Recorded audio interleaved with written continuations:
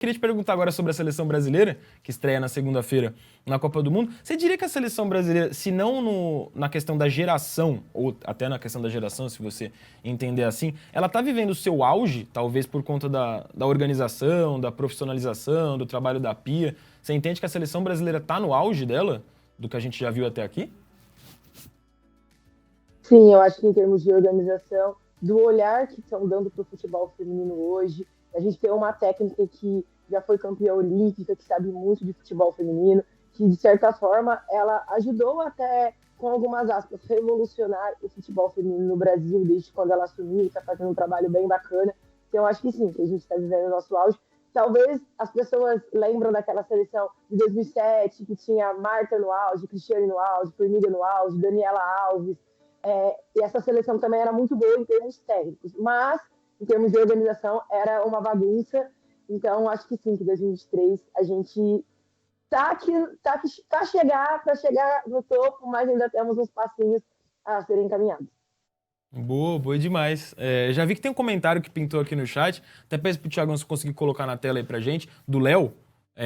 Acho que a Marta deveria ser mais solícita, ele escreveu entre aspas, e apenas assistir de fora. Deixar a Aline Gomes com a vaga, ele sugere outras jogadoras. O meu ponto que eu queria perguntar pra você é, na sua visão, quem são, assim, se você pudesse falar de forma geral os seus pitacos em relação à escalação, mas de forma geral, quais são os destaques? Qual é essa nova cara da seleção brasileira num cenário em que acho que pela primeira vez a gente chega para uma Copa do Mundo meio que ciente que a Marta não vai ser a protagonista, pelo menos em termos de escalação, né? Não está previsto que ela seja titular. Qual é essa nova cara da seleção brasileira? Quem são os destaques? Quem você está mais de olho aí nessa sua preparação para a Copa?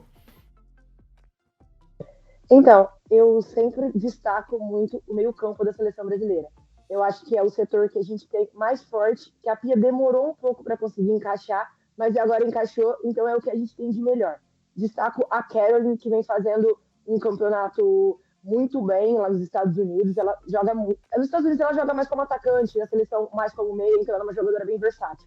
Também gosto muito da Ari, que forma esse meio com ela se entendem muito bem. A Ari que também foi jogar nos Estados Unidos e também está muito bem lá. E no ataque, a Debinha, que eu acho que, como a gente não tem mais a Marta no auge, é o grande nome da seleção brasileira, é a artilheira da Era Pia. E. Foi, Não, tô voltou? te ouvindo, tô te ouvindo, tô te ouvindo sim. Tá vendo?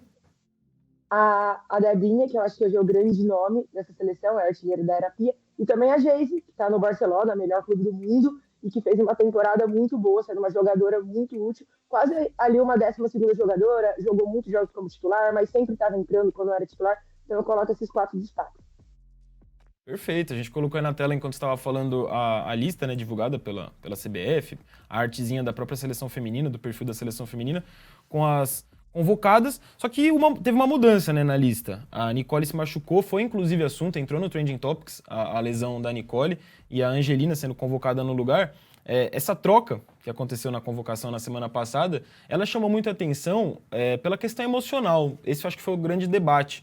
Porque é muito triste você ver a Nicole. A Nicole ainda tinha protagonizado uma outra cena muito bonita também, que foi Trending Topic, de se despedir do pai dela ali no aeroporto, quando ela estava em Brasília viajando para a Austrália. E agora machucada, deu lugar para a Angelina. A Angelina, quando foi fazer a entrevista coletiva ali, meio que se apresentando, né, como a mais recente convocada, a recém-convocada, ela chora na entrevista. A gente tem informações de que realmente o corte da Nicole, a lesão da Nicole, causou muita comoção ali na seleção. Você acha que preocupa essa questão emocional ou você enxerga por uma outra ótica, uma ótica talvez até positiva da força desse grupo, da união do grupo? Como você enxergou esse episódio que foi Trending Topics aqui? A gente chegou a abordar justamente por isso. Eu acho que no primeiro momento tem sim essa tristeza, perder uma jogadora que está ali pro grupo, que fez um jogo muito bom contra o Chile. Mas, ao mesmo tempo, você tem uma Angelina que era um destaque do Brasil, que foi um destaque do Brasil na Copa América antes de se lesionar, que é uma jogadora de confiança da Pia.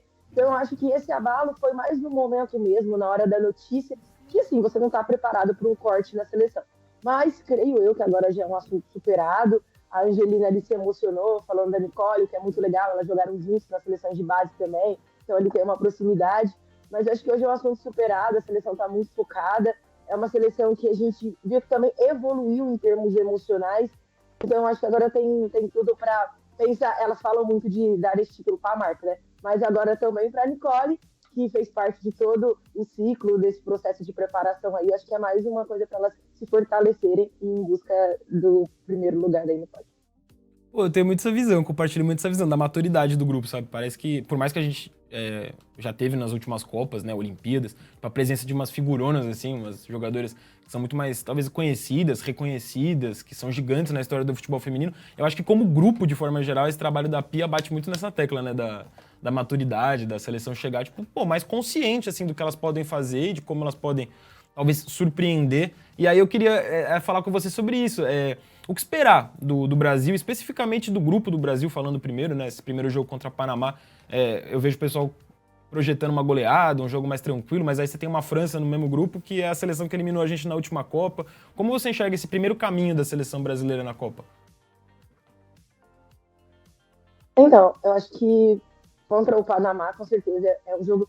Como é uma estreia, tem muita jogadora nova, então a gente fala, tem que golear. Não, tem que golear, tem que fazer um bom jogo, fazer um placar ali e, assim, tirar aquele nervosismo de estreia e depois pensar numa França. A França é um time que hoje está bastante desfalcado, perderam algumas jogadoras titulares até por lesão, outras que não seriam titulares, mas o grupo mesmo tem vários desfalques. Também é uma seleção que teve alguns problemas internos recentemente, de bastidores, jogadoras falando que não iam disputar a Copa, se não acontecesse algumas mudanças, porque aconteceram algumas coisas, elas voltaram atrás e vão disputar a Copa. Mas mesmo assim existe esse caos interno ali. Então eu acredito muito no Brasil contra a França, eliminou a gente na última Copa, temos esse trauma aí, mas eu acho que dá sim para ganhar da França. E depois, na última rodada contra a Jamaica, aí fazer um jogo para saldo de gol mesmo. Não vamos precisar, porque com certeza vamos ter ganhado da França, mas caso a gente precise, por causa de um empate, a gente fazer aí um saldo de gol contra a Jamaica.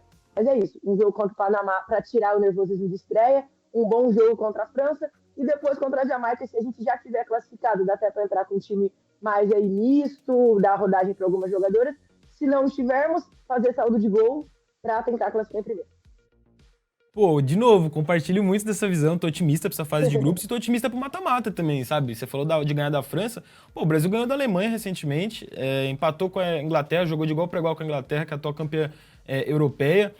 Pro mata-mata, pensando de forma geral, em toda a concorrência, eu lembro que na coletiva de apresentação da convocação, a Pia falou, pô, o Brasil tá ali junto com as 10 primeiras do ranking da FIFA, são as 10 que podem ser campeãs ali. Você compartilha dessa visão da Pia? Você acha que dá pra gente, tipo, colocar o Brasil numa posição ainda um pouco superior, talvez um top 5, top 3? Sei lá, o fato do Brasil ter ganhado da Alemanha e jogado também contra a Inglaterra me deixou empolgado, eu confesso. Então, no meu top 5 favoritas, o Brasil entra sim. Eu realmente fiquei bastante empolgada com o jogo contra a Inglaterra. O Brasil fez assim, um primeiro tempo, né, muito seguro, e um segundo tempo onde o Brasil jogou e conseguiu impor seu jogo contra a Inglaterra, que para mim é a grande favorita, é a melhor seleção do mundo. E contra a Alemanha, a gente ganhou de 2-0 na casa delas. Então, assim, você chega com essa confiança de ter jogado bons jogos contra grandes seleções. Para mim, o Brasil está ali no top 4, top 5, dá pra gente buscar sim, principalmente se a gente classificar na primeira colocação no grupo. Da hora demais, tô colocando na tela aqui o ranking da FIFA, né, o ranking atualizado das seleções. O Brasil aparece em 8º, atrás da Inglaterra, atrás da própria França, atrás da Alemanha. A Alemanha é a segunda colocada do ranking. E atrás, obviamente, ali dos Estados Unidos, que é o primeiro do ranking, maior campeão de Copas femininas. Estados Unidos joga hoje. Você bota fé aí que os Estados Unidos chega como favoritaça pra essa Copa ou nem tanto? É a primeira colocada no ranking da FIFA, né? Como eu disse, para mim a grande favorita é a Inglaterra mesmo com os desfalques que elas tiveram. É a grande seleção, campeã da Euro, tem muitos jogadores de qualidade, quem vai entrar no lugar das jogadores que se lesionaram também tem muita qualidade. Mas os Estados Unidos é aquele time que sabe jogar a Copa do Mundo, 4 vezes campeão, então sempre que vai entrar, vai ser favorito. Eu até gosto de fazer uma comparação, o pessoal não gosta muito de comparar o futebol masculino, mas as comparações eu acho muito válidas dos Estados Unidos. Os Estados Unidos na Copa do Mundo feminina é igual o Real Madrid na Champions. Pode não ter uma grande geração, pode não estar nos seus melhores momentos, mas sabe jogar aquela competição, então sempre vai entrar como favorito. Pô, justíssima comparação. E tô otimistaço com o Brasil aí, numa 10ª revanche pra cima dos Estados Unidos. Ou contra a própria Inglaterra, né? Querendo ou não, por mais que a gente tenha jogado de igual para igual, perdeu nos pênaltis.